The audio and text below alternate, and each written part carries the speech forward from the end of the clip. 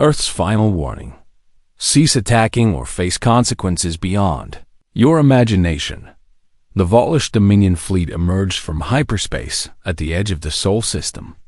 And Admiral Kethver stood at the observation deck of his command ship with pride burning in his chest.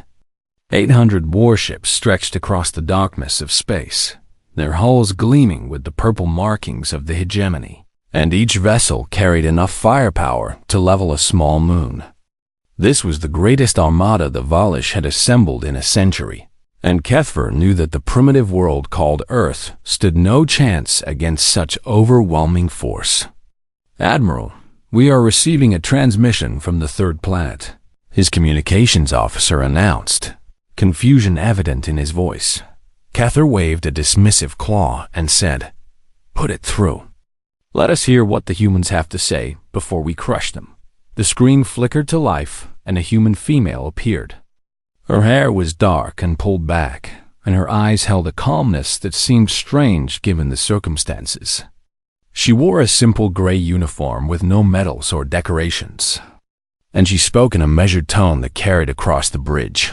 "I am Secretary General Park Soo-min of Earth's United Defense Council," she said, "and I am addressing the commander of the fleet that has entered our solar system without permission." Kethver let out a sound that passed for laughter among his species, and his officers joined him in amusement. This small creature thought she could speak to him as an equal. "You have one opportunity to withdraw your forces," Park continued, and her expression never changed. "Cease your advance immediately. This is your first and only warning. The consequences of aggression will exceed your understanding." The laughter on the bridge grew louder, and Kethver, second in command, a scarred veteran named Thulvex, leaned closer to the Admiral and whispered, "These humans are either brave or stupid. Our scans show they have no fleet, no orbital defenses, and no weapons capable of threatening even our smallest cruiser." Kethver nodded and turned back to the screen where Park Soo-min waited with that strange calmness. He had conquered 17 worlds in his career, and every single one had begged for mercy at the sight of a Volish armada. This human was different, but that did not concern him. Different prey still fell to superior predators. "Little human," Kethver said with contempt dripping from every word, "your planet has resources we require, and your species will serve the hegemony as laborers. Surrender now, and we will be merciful. Resist, and we will demonstrate what happens to those who oppose us." Park Soo-min tilted her head slightly and spoke one final time. "You have been warned. What follows is your own choosing." The transmission ended, and Kethver barked orders to his fleet. The armada moved forward into the Sol system with engines blazing and weapons charging. They passed the outer planets without incident and approached the fourth planet, a dusty red world the humans called Mars. "Admiral, there are human colonies on Mars," Thulvex reported. "Approximately 200,000 civilians in domed settlements." Kethver considered this for a moment and then made his decision. The humans needed to understand that resistance was futile, and a demonstration would break their spirit before the fleet even reached Earth. "Target the largest colony," Kethver commanded. "Level it completely. Let the humans on Earth watch what happens to those who send us threats." The bombardment began without warning, and plasma rained down on the Martian surface like fire from an angry god. The dome shattered, the structures collapsed, and 200,000 souls perished in less than 3 hours. Kethver watched the destruction with satisfaction and waited for the humans to beg for mercy. But no transmission came from Earth. No pleas, no surrender, nothing at all. The silence puzzled Kethver, and he ordered his communications officer to scan all frequencies. The officer worked for several minutes before looking up with an expression of confusion. "Admiral, Earth has gone completely dark," the officer reported. "No signals of any kind are leaving the planet. It is as if they simply stopped all communications." Thulvex frowned and moved closer to Kethver. This is unusual behavior. Conquered species always respond to demonstrations of force with fear and negotiation. Why would they go silent? Kefir dismissed the concern with another wave of his claw. They are paralyzed with terror. We have shown them what awaits, and now they cannot even find the words to surrender. Continue the advance to Earth. The fleet moved onward, leaving the burning ruins of Mars behind, and within hours, the blue and green world of Earth filled the observation screens. It was a beautiful planet, rich with water and life, and Kefir understood why the hegemony wanted it so badly. Demand their surrender, Kefir ordered, and tell them we will begin orbital bombardment in 1 standard hour if they do not comply. The message was sent, and the fleet waited in orbit around Earth. The hour passed in silence, and Kefir grew impatient. He was about to order the first strikes when his communications officer suddenly jerked upright. "Admiral, we are receiving a response." The screen activated, and Secretary General Park Soo-min appeared once more. She looked exactly as she had before, calm and unbothered, as if a fleet capable of destroying her world did not hang above her head. "You were warned," she said, and her voice carried weight that Kefir had not noticed before. "What follows is your own choosing." The transmission ended, and for a brief moment, nothing happened. Then every satellite in Earth's orbit activated simultaneously, and lights began to flicker across the dark side of the planet. Kefir felt something cold crawl up his spine, something he had not experienced in decades of conquest. Uncertainty. What is happening? He demanded before anyone could answer. Alarms began to scream across the bridge, and the stars themselves seemed to shift around the fleet in her underground command center. Park Soo-min closed her eyes and whispered to herself, "They chose this." Activate Protocol Omega, and the silence of space prepared to break. Earth's final warning. Cease attacking or face consequences beyond your imagination, deep beneath the mountains of Earth. In a command center that had been built in secret over 6 decades, Lieutenant General Yoon Jae-sung stood before a wall of screens and watched the Volish fleet with cold eyes. The destruction of Mars played on repeat in one corner of the display, and the faces of the dead scrolled past in an endless stream of names and photographs. 200,000 of his people were gone, burned away by an enemy that had given them no chance to flee or fight back. Yoon clenched his fists until his knuckles turned white, but his voice remained steady when he spoke. "Status of Protocol Omega?" He asked. A young officer named Captain Baek Ji-won responded from her station. "All systems are online and awaiting activation. General, the grid is at full capacity, and all assets are in position." Yoon nodded and turned to look at Secretary General Park Soo-min, who had just entered the command center. Her expression was heavy with grief, but her steps were firm and purposeful. "The Volish have demanded our surrender," Park said. "They are giving us 1 hour before they begin bombarding Earth. And what will you tell them?" Yoon asked. Already knowing the answer, Park moved to stand beside him and stared at the screens showing the enemy fleet in orbit. "I will tell them exactly what we promised. They were warned, and now they will face the consequences. In orbit, above Earth." Admiral Kefir paced the bridge of his command ship with growing irritation. The hour was nearly finished, and still the humans had sent nothing but that single cryptic message. What kind of species faced annihilation with such calm? "Perhaps they are evacuating their leaders," Thulvek suggested. "Some species attempt to flee when defeat is certain." Kefir shook his head and replied, "Our sensors show no ships leaving the planet. They have nowhere to run and no means to escape. They are simply accepting their fate." But even as he said the words, a small voice in the back of his mind whispered that something was wrong. He had conquered many worlds, and every single one had reacted with either fight or flight. The humans were doing neither, and their silence felt less like surrender and more like patience. Back on Earth, Secretary General Park stood before a camera for her final transmission to the enemy fleet. She took a deep breath and spoke the words she had prepared.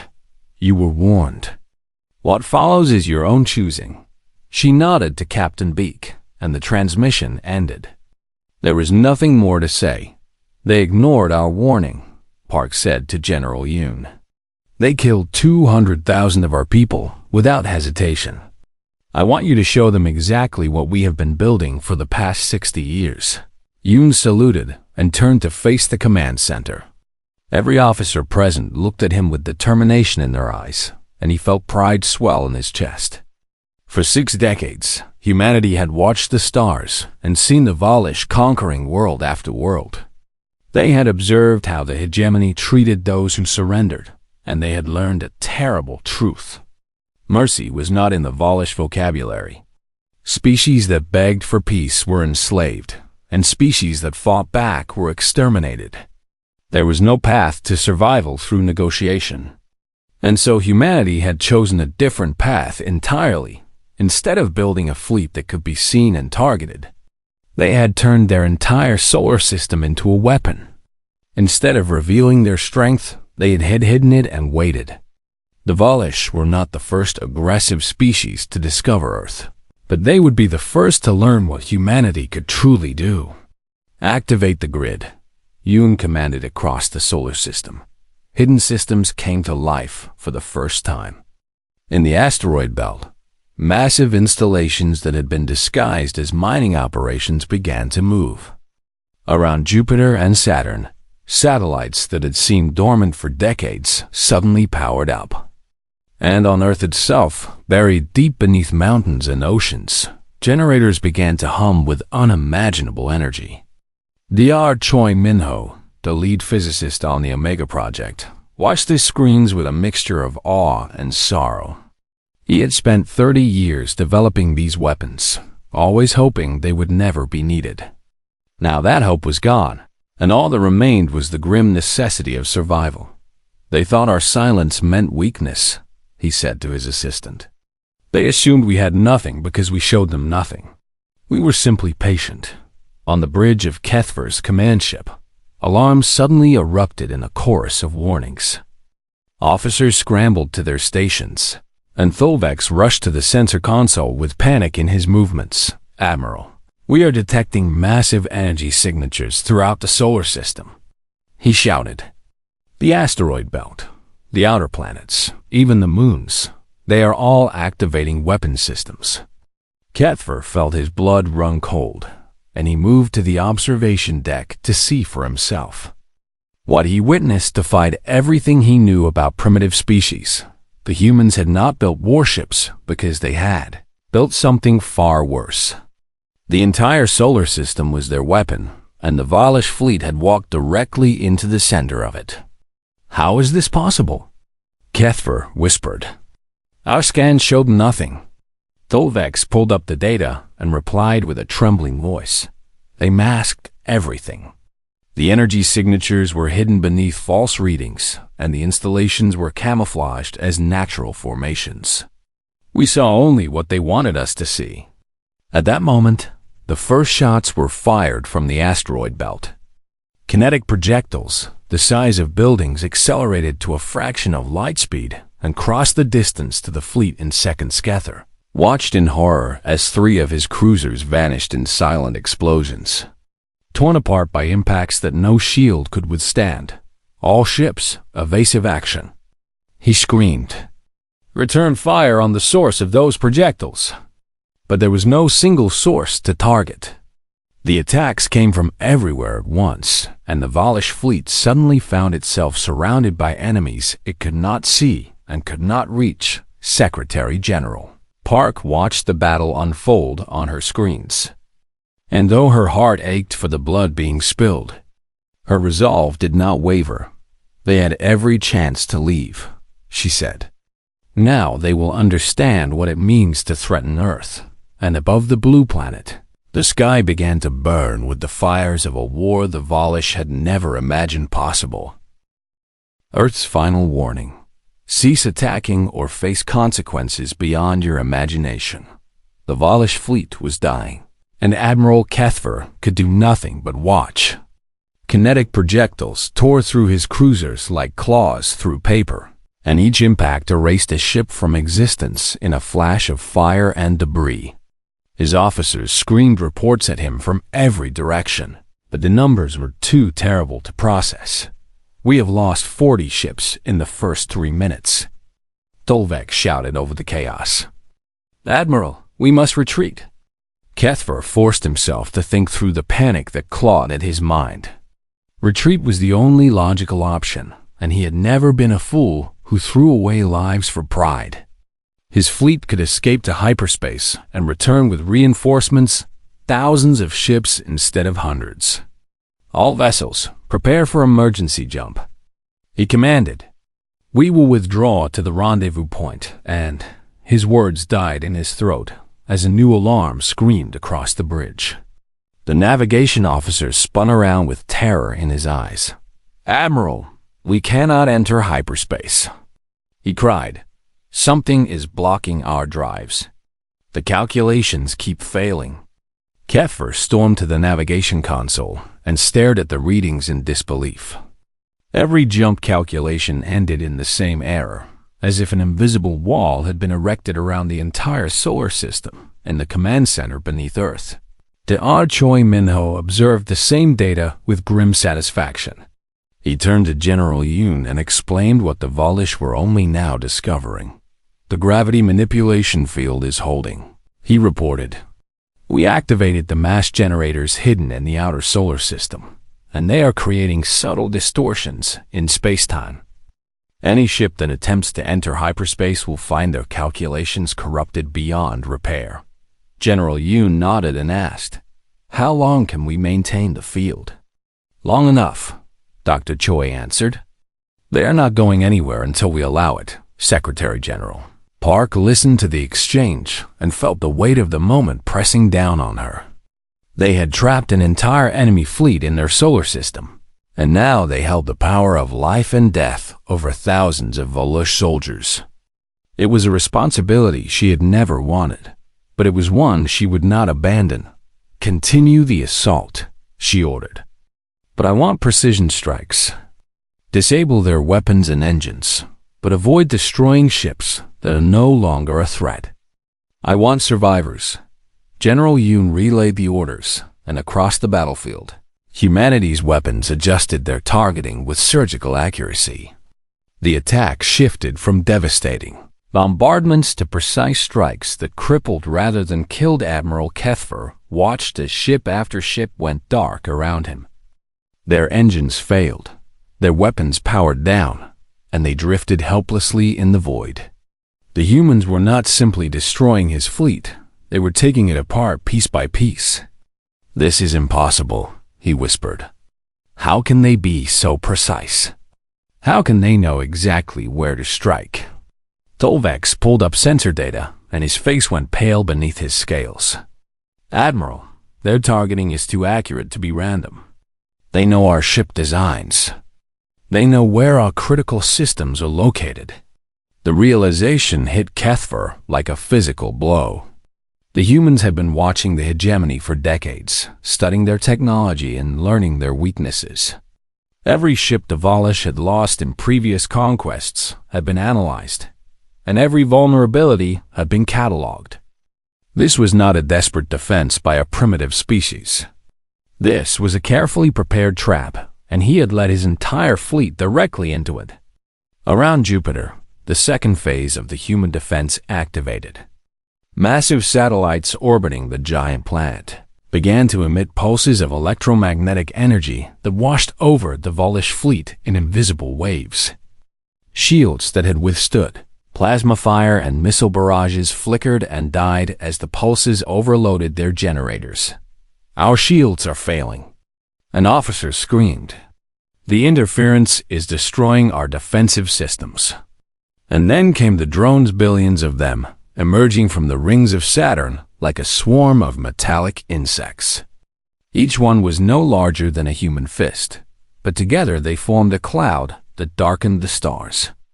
They descended on the helpless Volish ships and attached themselves to every surface. crawling across hulls and seeking out weak points with mechanical precision. Kether watched the drones cover his command ship, and he understood that the humans could destroy him whenever they chose. They could detonate those tiny machines and tear his vessel apart from the outside, and there was nothing he could do to stop them. Yet the drones did not explode. They simply waited, clinging to the ships like patient predators watching their prey. A new transmission appeared on his screen, and Secretary General Park Soo-min looked at him with eyes that held no hatred, only determination. "Admiral Kethver," she said, and her voice echoed through every ship in his fleet. "You have one chance to survive. Surrender unconditionally, or watch what comes next." Pride swelled in Kethver's chest, and 3,000 years of Volish history pressed down on his shoulders. His species had never surrendered to anyone, and they had built an empire on that legacy of strength. How could he be the first to break that tradition? "You ask the impossible," he replied. "The hegemony does not surrender. We would rather die than submit to a lesser species." Park Soo-min's expression did not change, but something flickered in her eyes, something that might have been sadness. "Then you will learn what your imagination failed to prepare you for," she said. "I hoped you would choose differently." The transmission ended, and Kethver felt the drones on his hull begin to move once more. They were not attacking, they were rearranging, forming patterns that spread across every surviving ship. "What are they doing?" Dolvex asked with terror cracking his voice. Kethver had no answer, but deep in his heart, he knew that the humans were about to show him something far worse than death, and for the first time in his long career, Admiral Kethver of the Volish hegemony felt genuine fear. Earth's final warning: cease attacking or face consequences beyond your imagination on the Volish homeworld of Keth Prime. Billions of citizens watched their screens in stunned silence as images from the Sol system reached them. The Supreme Council had gathered in the Great Hall of Governance, and the 5 leaders who ruled the hegemony stared at the holographic display with expressions of disbelief. Their mighty fleet, the pride of their species, drifted helplessly in orbit around a planet that should have been easy prey. "How is this happening?" demanded Councillor Drath, the eldest of the 5. Those primitives were supposed to have no defenses. Before anyone could answer, a new image appeared on every screen across the Volish hegemony. Secretary General Park Soo-min looked into the camera with calm authority, and she spoke in a voice that carried across light years of space. "Citizens of the Volish hegemony, I am speaking to you from Earth. Your fleet entered our solar system without invitation and destroyed one of our colonies without provocation. 200,000 of our people died because your leaders believed we were weak." She paused, and the silence stretched across 100 worlds. "We are not weak," Park continued. "We simply chose not to reveal our strength. For 60 years, we have watched your conquests and prepared for this moment. Your fleet is now disabled and surrounded, and Admiral Kethver has refused our offer of surrender on Keth Prime." Panic began to spread through the streets as citizens realized the full scope of the disaster. Murmurs of fear rose from the crowd, and the Supreme Council shifted uncomfortably in their seats. "But that is not why I'm contacting you," Park said, and her expression grew more serious. "I am here to show you something that your military failed to detect." The image shifted, and displays across the hegemony showed something that made even the bravest Volish tremble. Human probes, thousands of them, were visible in orbit around Keth Prime itself. They had been there for years, hidden among debris and asteroids, watching and waiting. "These probes are currently positioned around every major world in your hegemony," Park explained. "They have mapped your military installations, your population centers, and your critical infrastructure. We know everything about you, your supply lines, your communication networks, your defensive capabilities." Councillor Drath rose from his seat and pointed at the screen with a trembling claw. "This is a bluff. They could not have reached our homeworld without detection. But the images did not lie. The probes were real, and they had been there all along. Humanity had spent decades preparing not just defenses, but intelligence networks that spanned the entire hegemony and Earth Command Center.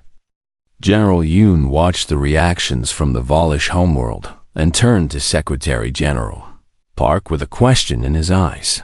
"Are you certain about this?" he asked. "Revealing our reach exposes our greatest advantage." Park nodded and replied, "The advantage was always meant to prevent war, not win it. If they understand what we can do, perhaps they will choose peace instead of extinction." She activated her communication channel and continued her broadcast to the hegemony. "We do not wish to destroy you," she said, and genuine emotion colored her words. "The probes around your worlds are not weapons. They carry no explosives and pose no threat. But they prove that if we wanted to strike your homeworld, we could have done so at any time."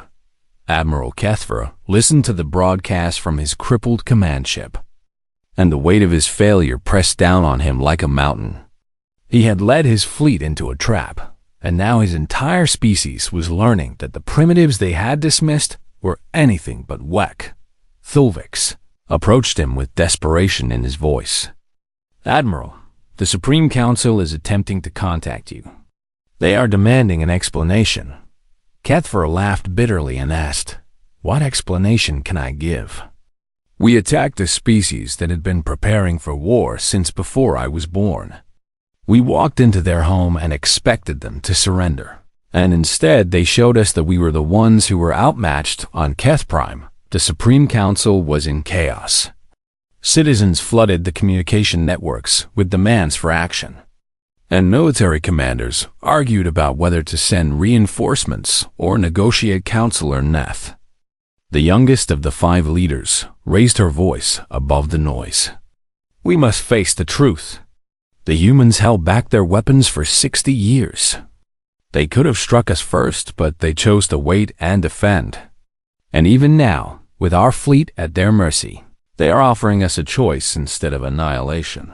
Counselor Drath slammed his claw against the table and snarled, "You suggest we bow to these creatures? The hegemony has never faced an enemy like this." Neth interrupted.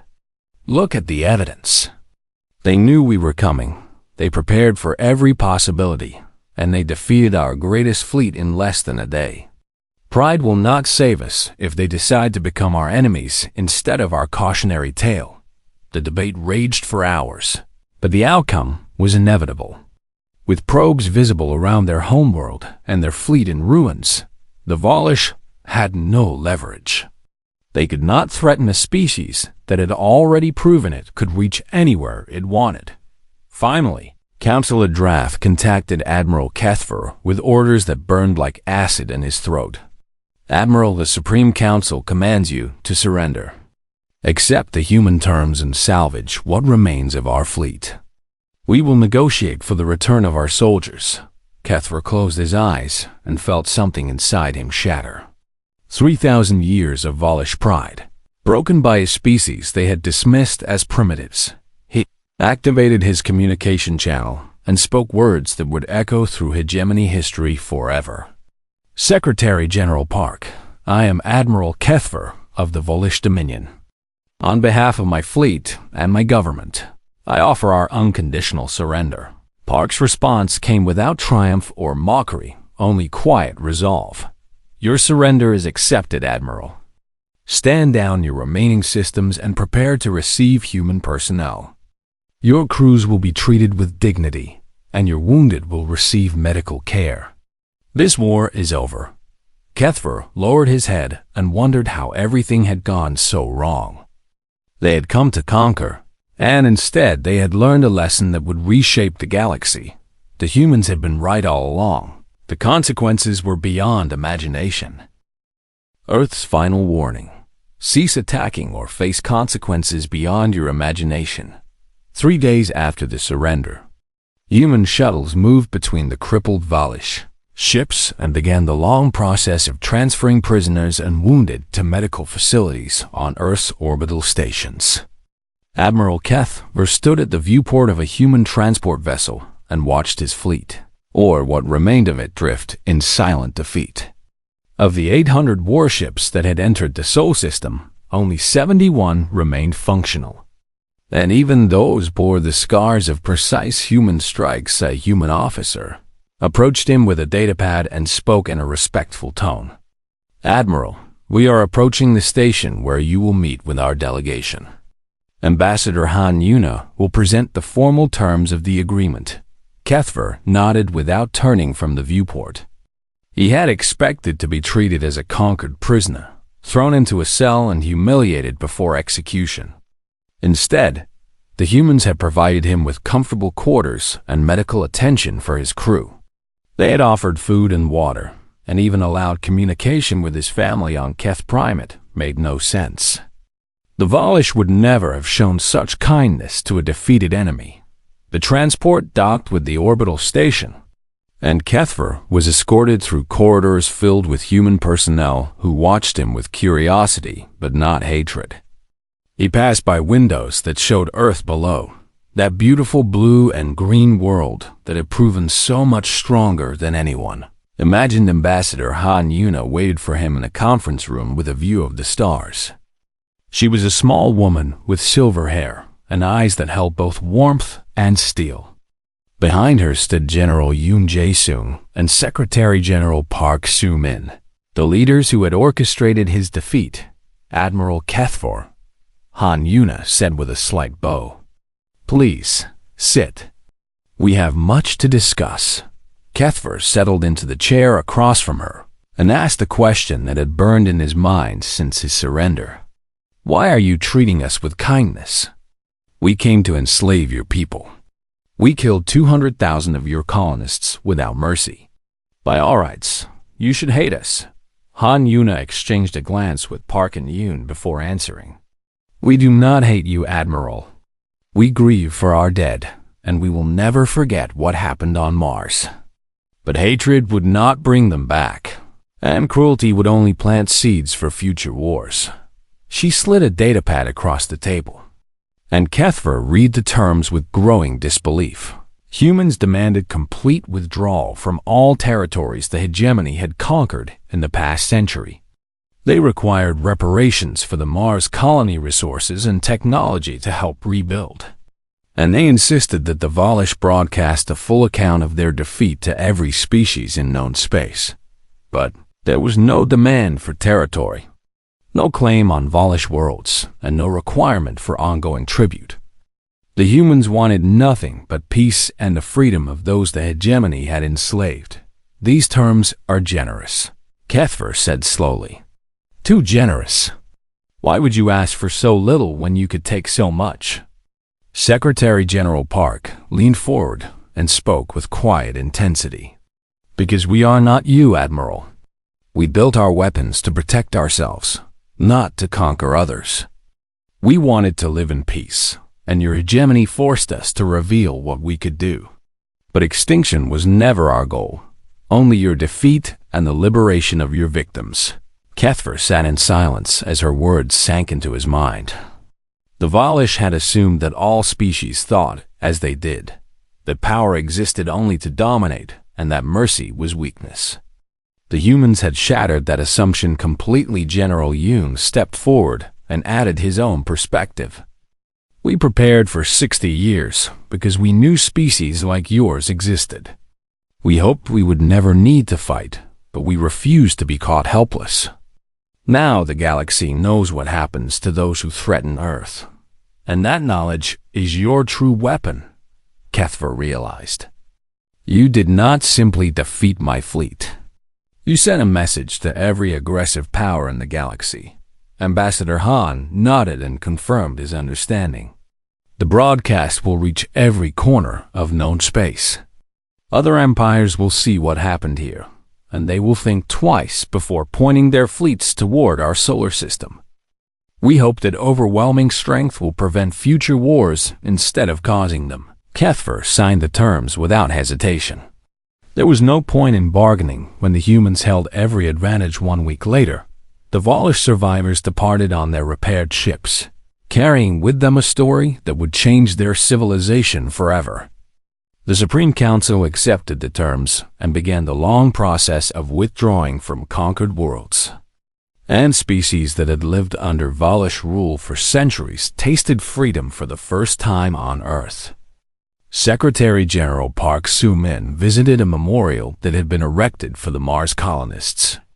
200,000 names were carved into black stone, and flowers covered the ground beneath the monument. General Yoon stood beside her in respectful silence. Was it worth it? Park asked without looking away from the names. Revealing everything we built? Yoon considered the question carefully before answering. We spent 60 years preparing for war. We sacrificed resources that could have fed the hungry and healed the sick. We built weapons of terrible power and hoped we would never use them. He paused and watched the child place a flower at the base of the memorial. But now the galaxy knows. He continued. Earth does not make threats. We make promises.